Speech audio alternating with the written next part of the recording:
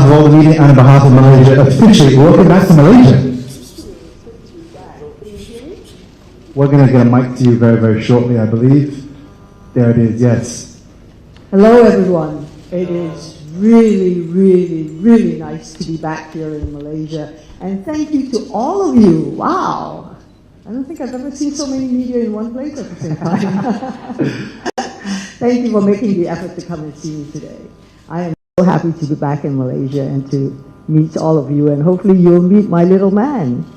We're looking forward to seeing him, Pantry, of course. Lots of questions submitted, of course, by the media, but I want to kick things off by asking my question, which is, I saw you yesterday at the airport.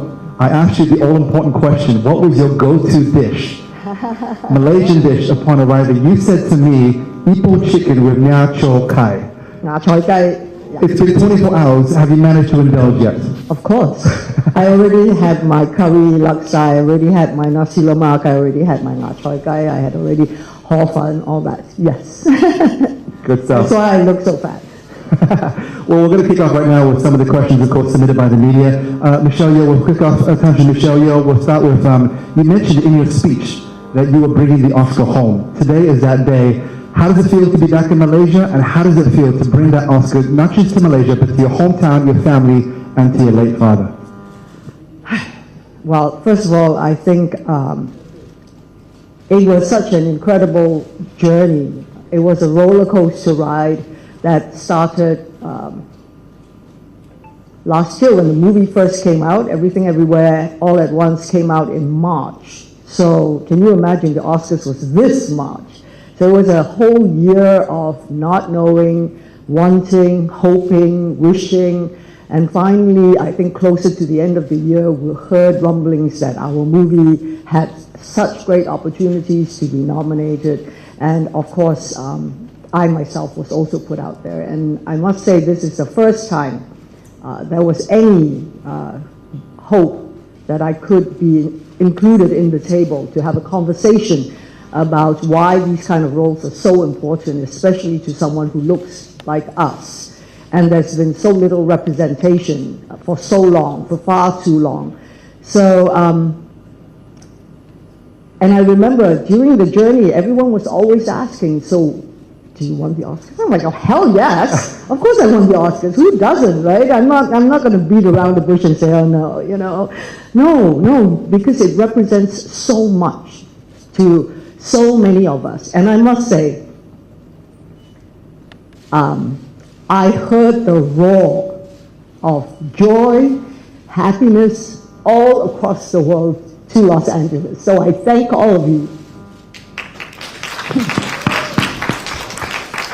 for having been on that journey with me, because I felt your support, I felt your strength, because it was a difficult journey, because it's quite lonely as well, and also we were in completely new territories, because none of us had been nominated before. We didn't know what it was like, how the whole journey would be, and so to finally be there, I think when we were sitting there with Ki Hui Kwan, with Jamie Lee Curtis, and both of them had already won their Oscars, and I remember them looking across to me going like, it's okay, right? I mean, like, what, it's okay if I don't win? Hell no.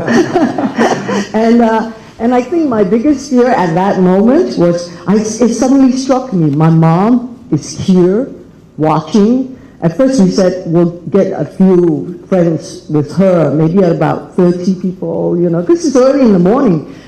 And finally, my sister-in-law Megan and Vicky, who my niece, who were so amazing with Calvin and Max, they had 400, almost close to 400 people there.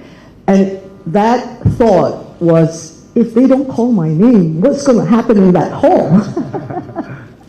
So I am extremely grateful. I am so happy. I really heard all of you going, yeah, at that time. And here I am today, and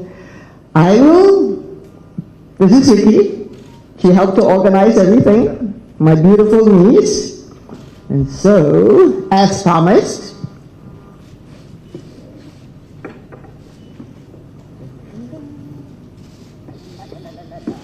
Wow. 1,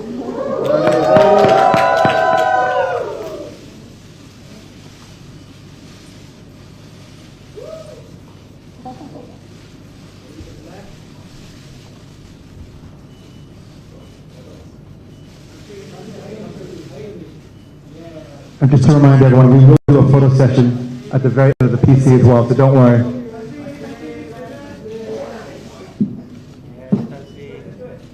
Or we can do it now.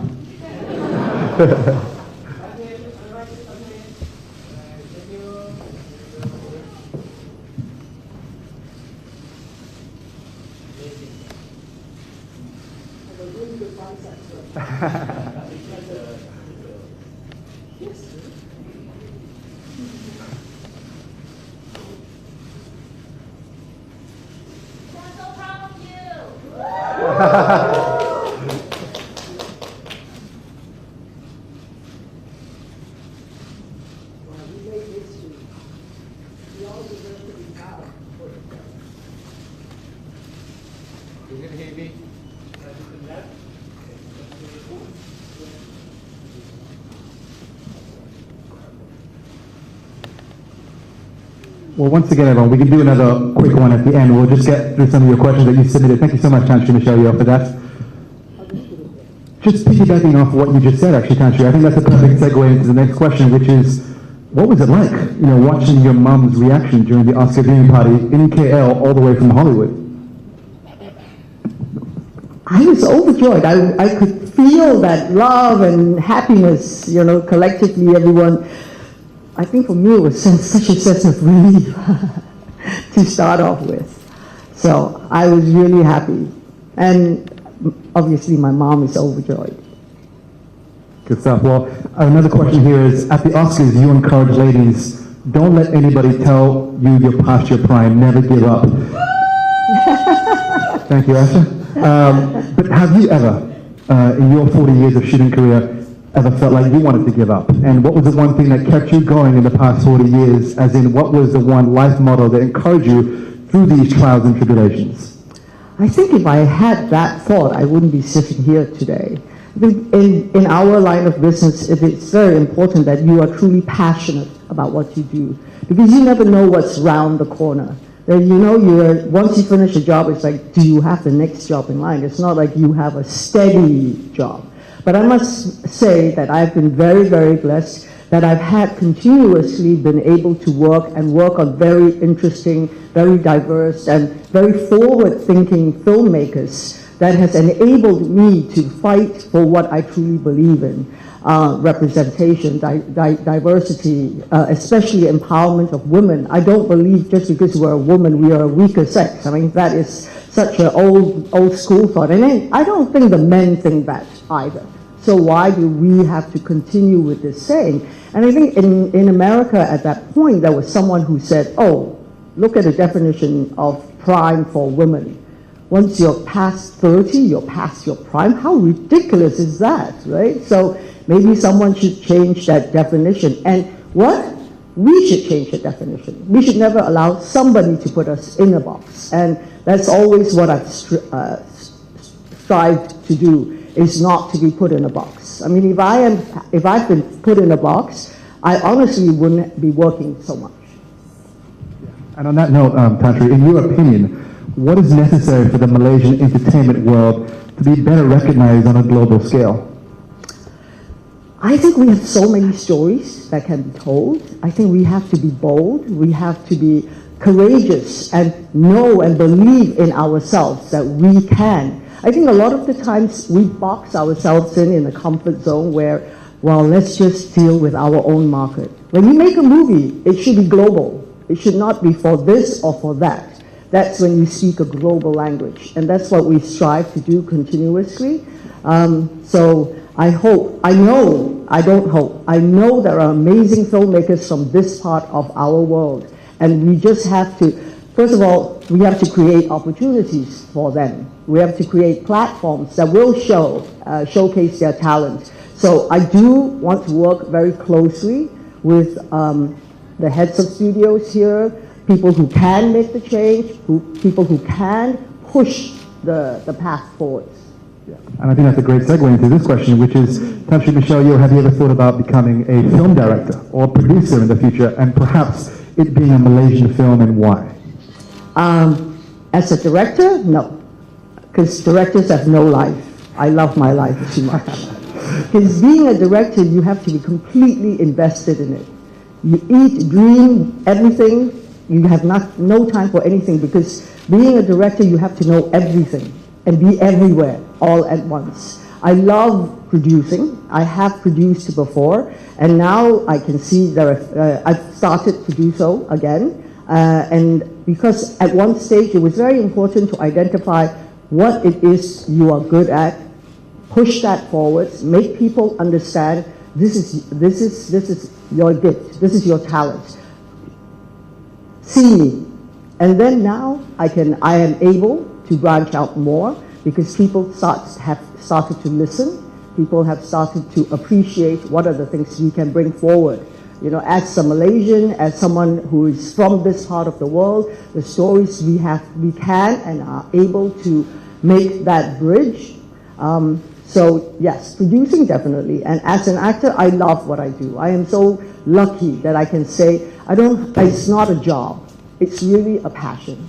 And people who are in the industry as an actor or producer or as a director will tell you the journey is not easy, because a lot of the times people see the glamour side of it. They see the finished product, but they do not see the journey that has been hard and difficult to get to that point. And Tan Sri Michelle, how has your Malaysian upbringing shaped you into who you are today? Not just as an actress, not just as an entertainer, but just as you as a person in that world. The beauty about Malaysia is we are multiracial. We have learned to live and embrace each other's culture, and I think that has fundamentally made me such a international, global person.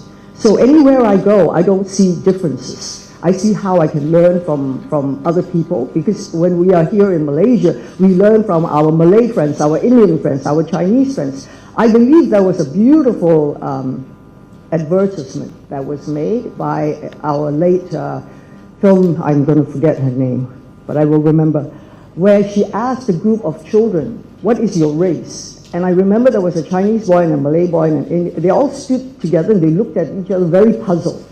Is she asking us to race? Because they do not see themselves as different. They understand, yes, my friend is Muslim and my friend is Hindu and I'm Chinese, and we all have different, but guess what? We all have great holidays to celebrate together. We have Hari Raya, we have Thai Pusam, we have Chinese, the Gong Hei Pa Choi and all that. So being brought up in an environment like that has made me much more open, giving, and accepting. And I think that's one thing that we all should do for each other, is to accept what we are. We should be different, and that's the beauty about the world, because it's the difference that we are that make us so complex, so vibrant, so dynamic. So growing up in Malaysia, that's something, of course I had very strict parents. That's also a very good plus. So it's a combination of education, very good education, a sense of nature. Being in Malaysia, we were in Ipoh, we had the hills, we could go to the sea, we had, Cameron Highlands and things like that. So we grew up in a very rich environment, from nature to people and to understand diversity. Tan Sri Michelle, you've been in Marvel, Star Trek, a Bond movie. What other big franchises would you like to be involved with next, and what type of role do you want to challenge next? Well, I'm always looking for a challenge, and I think as an actor, that's what you continuously hope to be. It's like you feel like a new actor, that you are going to be challenged, you're going to learn something new, you're going to work with some incredible director or producer or actor, fellow actor, who will teach you, who will educate you to see how you can improve. What other franchise? Maybe we can create our own franchise, Yes. right? I mean, what's the limit here? Exactly. And following your Oscar win, Tan Sri Michelle, how would you sum up your future plans in the entertainment industry in just 3 words? And why did you choose those 3 words? Oh, God. In 3 words, why don't I just say, I love it. Why? Because I truly love what I do, I enjoy what I do, and I think if you have that in your heart, then you go with great fun and a good spirit. And I think that's what it is. I think what I've learned most of all from the industry is like it's true collaboration. You can't do it alone. And that's what we have to learn to do, is to collaborate. And all of us have that incredible superpower. Every one of us have it, which is kindness and compassion. Yeah. So exercise your superpower all the time and have fun. And speaking of exercising your superpower, do you have a message or some advice for all the little, young Michelle Yeohs out there, the young boys and girls from all corners of the globe, and including Malaysia? Do you have a piece of advice to them who want to become the next country Michelle Yeoh? I think what it is like, don't become me, be you. I believe that you're going to be better. I've reached, look, it's not about being that. Having won the Oscars show us, like I said in my speech, it's a beacon of hope. It shows us it can be done. And all of you can do it. Don't be me, be you. Good stuff. Well, Country Michelle Yeoh, you've also described Evelyn Wang as a role that you've been rehearsing for the past 40 years of your career. Until this moment, what does Evelyn Wang mean to you? While waiting and rehearsing, having gaps in time is unavoidable all career paths. What advice do you have to make this process worthwhile? Oh my goodness, advice. Not a wise one here. No, I think this character, Evelyn Wang, why I said it, I've been rehearsing 40 years to do this role, because in this one movie, I got to do everything. It was an action film, it was a comedy, it was a horror, it was a science fiction. So what I say is that what I've been learning throughout the years, I got to do it in one movie. We shot that in 37 days. The Daniels took a few years to write it. So great kudos to this incredibly talented, dynamic duo. I call them my boys, the Daniels, who had the courage to write a script like that.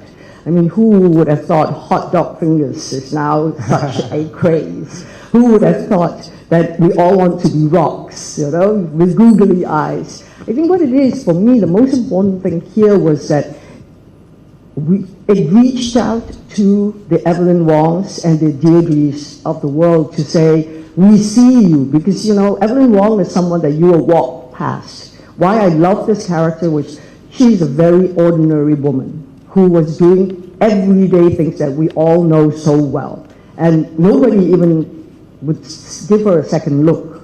And the most important thing was an ordinary woman can be a superhero. And that was what she became, because she believed in herself, she believed in her family, and she believed in love.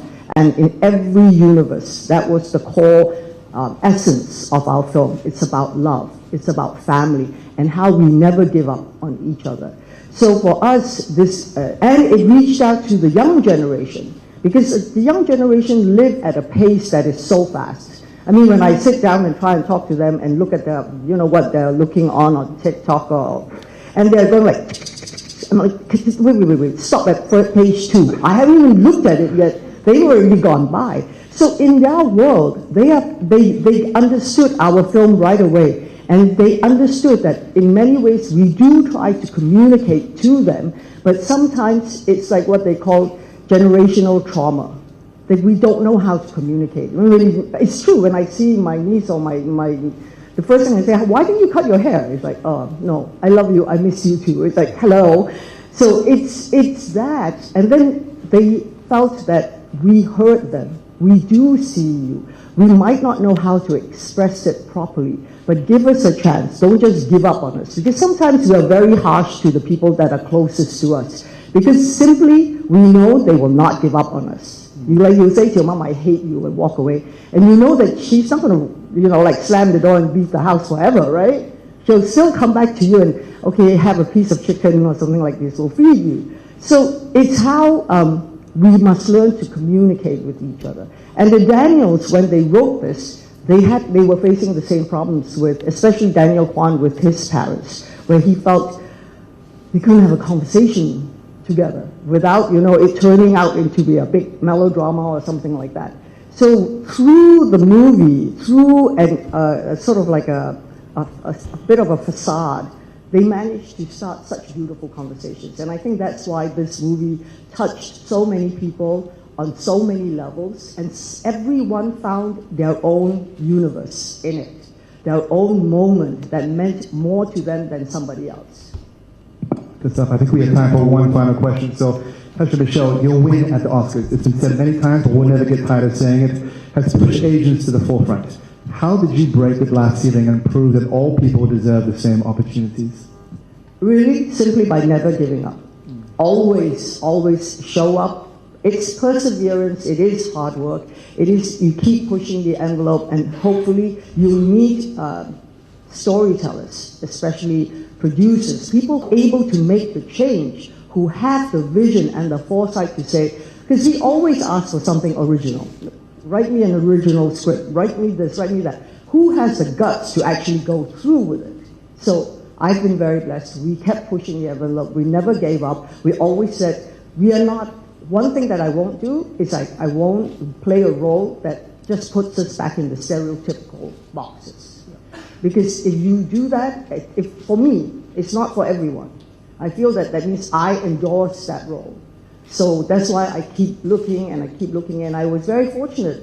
You know, it took me a few years, but I found the role, I found the people, I found the guys, I found a whole team that believed that we deserve a place. We deserve to be seen, to be heard in this way.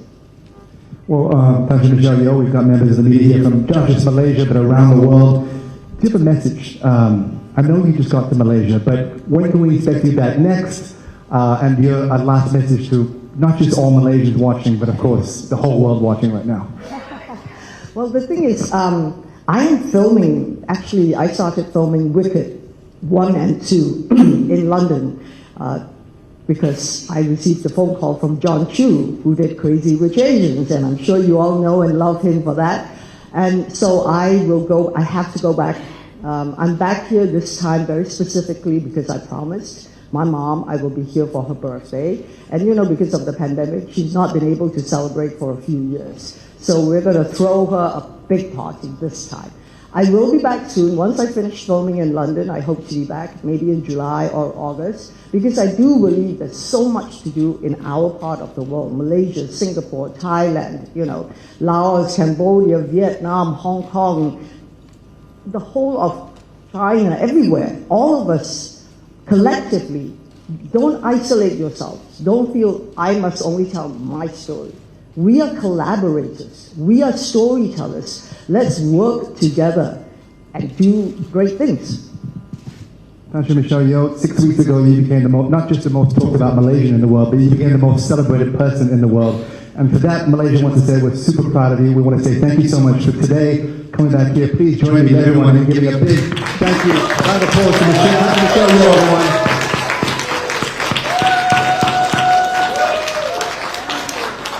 I'd like to now also invite Pastor Michelle Yeoh with her Oscar center stage for a quick photo opportunity for all the members of the media today.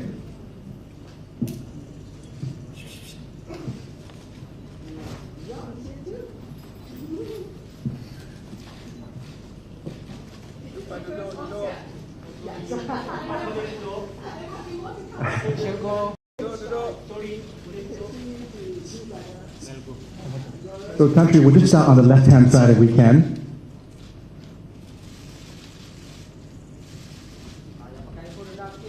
And then we'll go to the middle.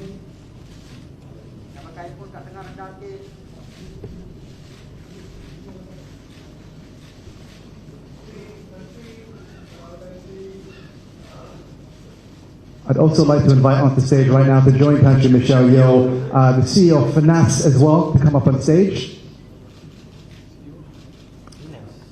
To join Pastor Michelle Yeoh, of course.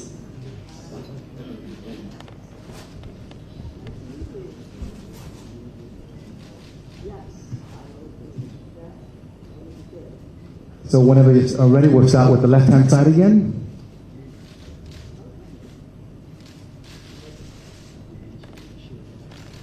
And then down the middle. And the right-hand side.